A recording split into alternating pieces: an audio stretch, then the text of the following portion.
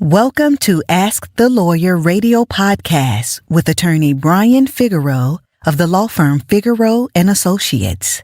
This podcast features a recording of our most recent radio show aired weekly in New York City. We hope you enjoy the show, which features news, views, and interviews on matters such as immigration, personal injury, bankruptcy, divorce, family law, estate planning, wills and probate, deed transfers, civil rights, criminal defense, workers' compensation, and taxes, both individual and business. You can contact us at 855-768-8845 or visit us at www.askthelawyer.us. You have questions? We've got the answers. We fell in love while on vacation and will marry in the USA. Bringing a foreign partner to the United States with the intention of getting married involves navigating specific U.S. immigration laws and procedures. While the desire to be together as soon as possible is understandable, the process is governed by regulations designed to ensure compliance and can take considerable time. The concept of a finance visa is not a recognized U.S. visa category for this purpose. The primary visa designed for foreign nationals coming to the U.S. to marry a U.S. citizen is the K-1 nonimmigrant visa, often referred to as the fiancé visa, the K-1 fiancé visa. The legal pathway. The K-1 visa is specifically intended for a foreign citizen fiancé of a U.S. citizen to travel to the United States to marry the U.S. citizen petitioner within 90 days of arrival. Once married, the foreign spouse can then apply for adjustment of status to become a lawful permanent resident, green card holder, while remaining in the U.S. The process for obtaining a K-1 visa involves several steps, primarily handled by U.S. Citizenship and Immigration Services, USCIS, and the Department of State, DOS. 1. Filing Form I-129F, Petition for Alien Fiancé. The U.S. citizen petitioner must file this form with USCIS. This step requires demonstrating a bona fide relationship, proving U.S. citizenship, and showing that both parties are legally free to marry and intend to marry within 90 days of the foreign national's arrival. Crucially, the couple must have met in person within the 2 years immediately preceding the filing of the petition, though waivers exist in rare circumstances. 2. USCIS processing. USCIS reviews the I-129F petition. Processing times for this initial step can vary significantly depending on the service center workload, but recent estimates suggest it can take several months. 3. National Visa Center (NVC) processing. Once the I-129F is approved, the petition is sent to the NVC, which then forwards it to the U.S. Embassy or consulate in the foreign fiancé's home country. 4. Consular processing. The foreign fiancé applies for the K-1 visa at the U.S. Embassy or consulate, which includes completing the online visa application DS-160, attending a medical examination, and undergoing an interview with a consular officer. The interview is a critical step where the foreign national must demonstrate the genuine nature of the relationship and their intent to marry the U.S. citizen petitioner. 5. Visa issuance and travel. If the K-1 visa is approved, the foreign fiancé can travel to the U.S. They have 6 months from the date the I-129F was approved to enter the country. Upon arrival in the U.S. with a K-1 visa, the foreign national is admitted for 90 days. The marriage must take place within these 90 days. After marriage, the foreign spouse must file Form I-485, Application to Adjust Status, with USCIS to obtain a green card. This subsequent step also involves processing time, interviews, and further scrutiny of the marriage's authenticity. Regarding the desire for speed, the K-1 visa process, from filing the initial petition to the foreign national's arrival in the U.S., typically takes anywhere from 6 to 11 months or even longer, depending on various factors including processing backlogs and the specific embassy/consulate.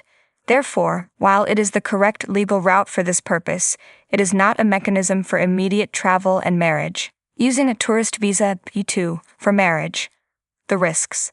Some individuals consider having their foreign partner enter the U.S. on a B-2 tourist visa with the intention of getting married during that visit and then applying for adjustment of status. While it is legally possible to marry a U.S. citizen while in the U.S. on a B-2 visa, attempting to use a B-2 visa for the preconceived purpose of marrying and remaining in the U.S. is highly problematic and can lead to severe immigration consequences.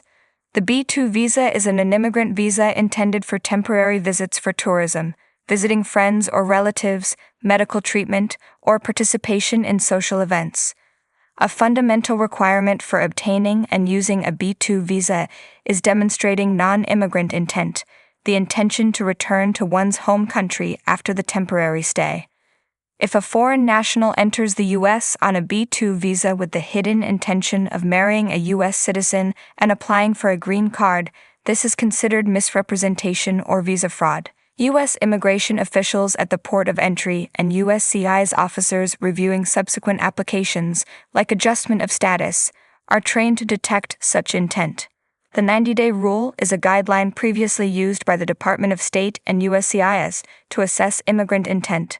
While no longer a strict rule, it suggests that if a foreign national on an immigrant visa, like a B-2, engages in conduct inconsistent with that status, such as marrying a U.S. citizen and applying for adjustment of status, within 90 days of entry, it is presumed that they had that intention at the time of entry. While this presumption can be rebutted, it places a significant burden on the applicant to prove that their intent changed after entering the U.S.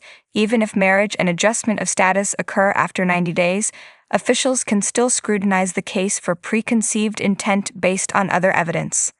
Attempting this approach carries significant risks. Denial of entry. Immigration officers at the port of entry may deny admission if they suspect the true purpose of the visit is marriage and immigration, not temporary tourism. Denial of adjustment of status. USCIS can deny the application for adjustment of status if they determine the foreign national entered the U.S. with a preconceived intent to marry and immigrate on a B-2 visa. Accusations of visa fraud/misrepresentation. Finding of visa fraud can lead to long-term or permanent bars to future U.S. immigration benefits. Deportation. If adjustment of status is denied, the foreign national may be placed in removal, deportation, proceedings. While it is possible for someone to enter on a B-2 visa for a genuine temporary visit, unexpectedly fall in love with a U.S. citizen, marry, and successfully adjust status, this relies on proving that the intent to marry and immigrate developed after entry. This is a high bar to meet if there is evidence suggesting a relationship and intent to marry existed before the B-2 entry. Conclusion. The desire to quickly bring a loved one to the U.S. for marriage is powerful, but U.S. immigration law prioritizes following the appropriate procedures. The K-1 fiancé visa is the designated legal pathway for this purpose, despite its processing time. Attempting to use a B-2 tourist visa with the preconceived intent to marry and remain in the U.S. is fraught with significant risks, including denial of benefits and potential bars to future immigration. Navigating these complex laws requires careful consideration of intent and adherence to the correct visa process.